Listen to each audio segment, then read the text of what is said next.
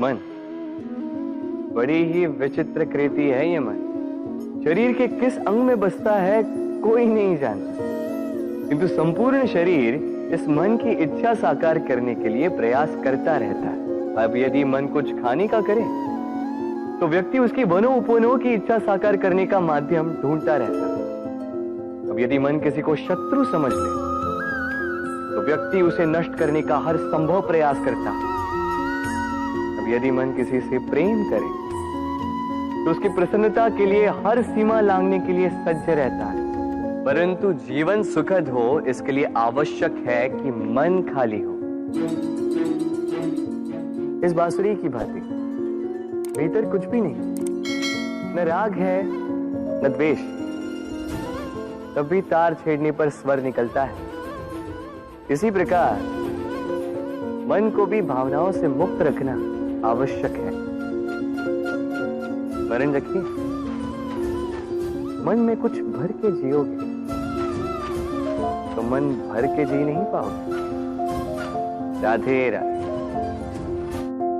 जब से मनुष्य जाति का अस्तित्व बना है तभी से युद्ध भी अस्तित्व में आया।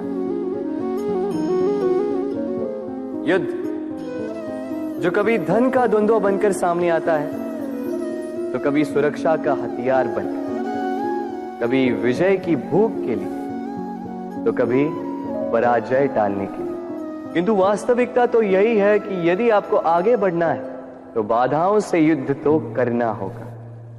परंतु युद्ध के लिए सज्ज रहना इतना महत्वपूर्ण नहीं है जितना महत्वपूर्ण है यह समझना कि युद्ध को टाला कब जा सकता है। क्योंकि सबसे सफल युद्ध वही होता है जो कभी लड़ा ही ना जाए।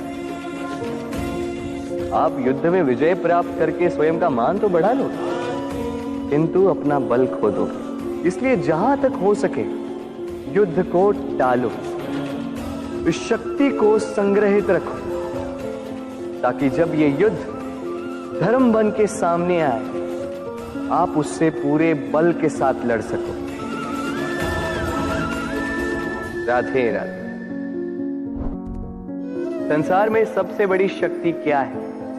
अब आप में से कुछ कहेंगे शस्त्र की, कुछ कहेंगे शास्त्र की, कोई कहेगा बुद्धि की, तो कोई कहेगा बल की। किंतु ये सब अधूरे हैं। संसार में सबसे बड़ी शक्ति है मित्रता।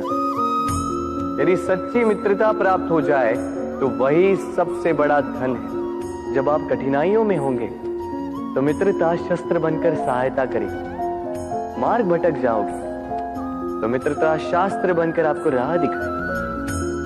षड्यंत्र में फंस जाओगे तो बुद्धि बनकर बाहर निकालेगी। अकेले हो जाओगे तो ममता बनकर साथ निभाएगी। तो यदि इस संसार में कुछ कमाना है तो धन नहीं, मित्रता कमाओ। और स्मरण रखिएगा, यदि इस संसार में मित्र बनाना आपकी सबसे बड़ी दुर्बलता है तो आप इस संसार के सबसे शक्तिशाली प्राणी। राधे राधे।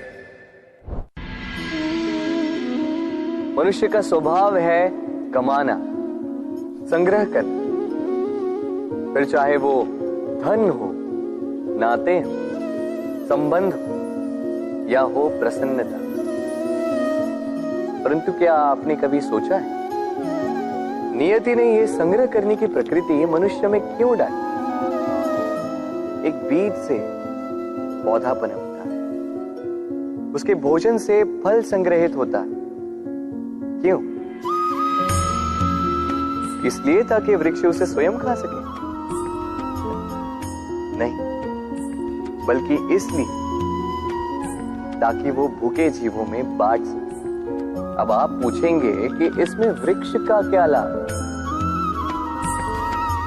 लाभ है, क्योंकि जो बांटता है वो मिटता नहीं।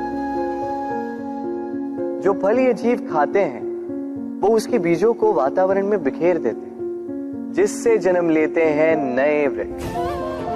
उसकी जाति, उसका गुण, उसकी मिठास अमर हो जाती। इसलिए स्मरण रखिएगा, अमीर होने के लिए एक एक क्षण संग्रह करना पड़ता है, किंतु अमर बनने के लिए एक एक कण बांटना पड़ता है। राधे राधे।